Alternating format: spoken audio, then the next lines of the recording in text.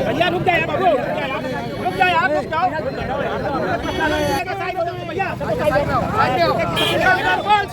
बने रहिए, बने रहिए, बने रहिए।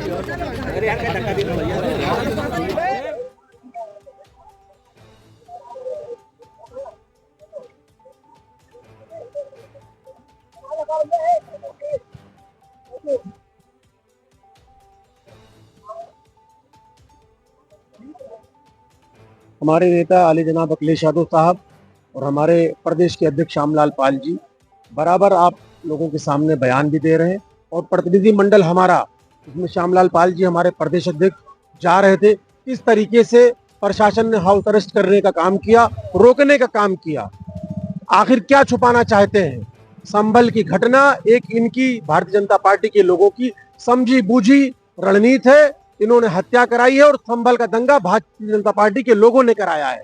भाई क्या छुपाना चाहते हैं? अगर हमारा प्रतिनिधिमंडल समाजवादी पार्टी का प्रदेश अध्यक्ष जी के नेतृत्व में जा रहा था, वो जाता, जो हमारे चार भाई हमारे बीच में नहीं है, आज हमारी किसी का माँ का बेटा गया है, किसी का भाई गया है, तो उनका दुख दर्द जानने के लिए हमारा प्रतिनिधिमंडल जा रहा था। उसको रोकने क्यों रोक रहे हैं? इसका मतलब कुछ छुपाना चाहते हैं। और वार्षिक जो आपके सामने है कि जो भी है, आप क्यों ऐसा कर रहे हैं? मंदिर मस्जिद, हिंदू भाई को मुसलमान भाई से लड़ाना, यही सब आपको आता है। आप रोजगार दो, नौजवानों को नौकरी दो, शिक्षा दो, ये नहीं करेंगे ना। किसानों के ऊपर लाठी चला रहे हैं।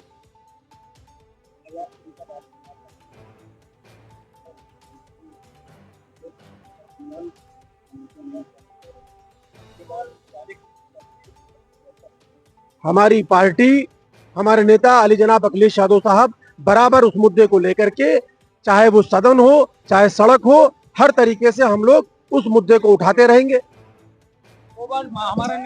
मिल्कीपुर का चुनाव प्रदेश के मुख्यमंत्री ने खुद रोकने का काम किया। मिल्कीपुर का चुनाव योगी महाराज जी खुद हार रहे थे, इसलिए उसका चुनाव रोका गया। इसके बाद 9 विधानसभा के उपचुनाव कराए गए और 9 विधानसभा के उपचुनाव यदि 13 तारीख को हिम्मत थी तो योगी महाराज को करा देना चाहिए, और बेईमानी की नीयत से इन्होंने 13 तारीख के बजाय इन्होंने 20 तारीख को चुनाव कराया और पूरी तरह से उत्तर प्रदेश में लोकतंत्र की हत्या हुई, संविधान की धज्जियां उखाड़ी गई। इसलिए यह चुनाव लोकतंत्र के अनुरूप उत्तर प्रदेश का उपचुनाव नहीं रहा। लोकतांत्रिक व्यवस्था के तहत बाबा साहब डॉक्टर अंबेडकर जी ने सबको वोट देने का अधिकार दिया। इन लोगों ने महिलाओं के साथ पिस्तौल दिखाने का काम किया, नौजवानों को लाठी और डंडे से पीटने का काम किया। इसलिए ये जबरदस्ती चुनाव जीत गए हैं, क्योंकि ये सवाल प्रदेश के का जीतने का नहीं था, योगी जी को अपनी कुर्सी बचाने का चुनाव था। इसलिए अपनी कुर्सी वो बचा लिए हैं, लेकिन आने वाला 2027 में उनकी कुर्सी किसी भी कीमत पर नहीं बचेगी। संभल हिंसा नहीं थी, हिंसा कराई गई है।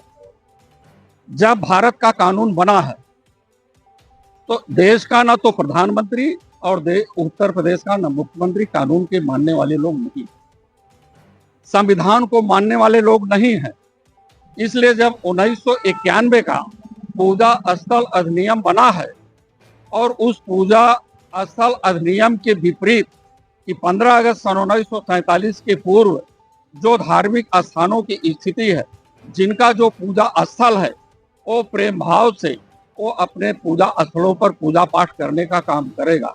कौन सी ऐसी जरूरत पड़ गई इनको संभल में सर्वे कराने की, और सर्वे जब कराया भी गया तो अदालत ने भी एक को संज्ञान में लिया और दूसरे पक्ष के संज्ञान की बात को नहीं लिया।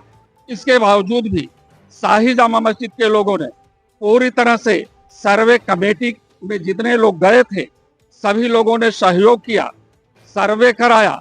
दोबारा फिर सर्वे कराने के लिए गए तो वहां के लोगों ने सवाल किया कि ये सर्वे पुनः क्यों हो रहा है। उसी पर इन लोगों ने लाठी डंडे और बंदूकें और 4 नौजवान लोग इस देश संभल से चले गए। मैं पूछना चाहता हूं कि समाजवादी पार्टी का एक प्रतिनिधिमंडल जा रहा था और वो प्रतिनिधिमंडल श्री माता प्रसाद पांडे प्रतिपक्ष के नेता विधानसभा के उनके नेतृत्व में जा रहा था। कौन सी इनको दिक्कतें आ गई कि सब लोग जा रहे थे अपने कार्यकर्ताओं के, अपने लोगों के दुख दर्द को जानने के लिए। इन्होंने सबको हाउस अरेस्ट कर लिया, वहां जाने से रोकने का काम किया। इसलिए ये संविधान के विपरीत है और लोकतंत्र की हत्या करने पर ये सरकारें उतारू हैं। आने वाला दिन इस देश के बाबा साहब डॉक्टर अंबेडकर जी का होगा, डॉक्टर लोहिया जी का होगा और धरती पुत्र मुलायम सिंह यादव जी का होगा।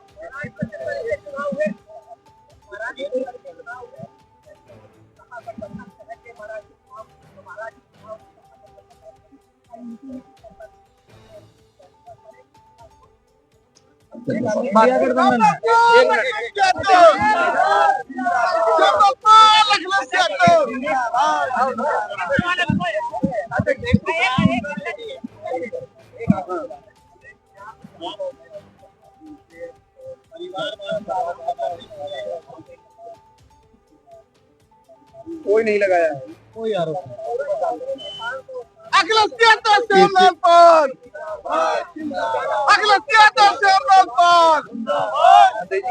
मनोज भाई का राजनीति में वो लोग हैं जो तमाम सारे बीजेपी आरएसएस की पिच पे खेलने वाले लोग हैं। समाजवादी पार्टी हर कार्यकर्ता की बात सुनती है। माननीय राष्ट्रीय अध्यक्ष जी, माननीय प्रदेश अध्यक्ष जी सबकी बात सुनते हैं और सबका सम्मान है समाजवादी पार्टी। कोई ऐसा नहीं है कि किसी भी कोई वाद है।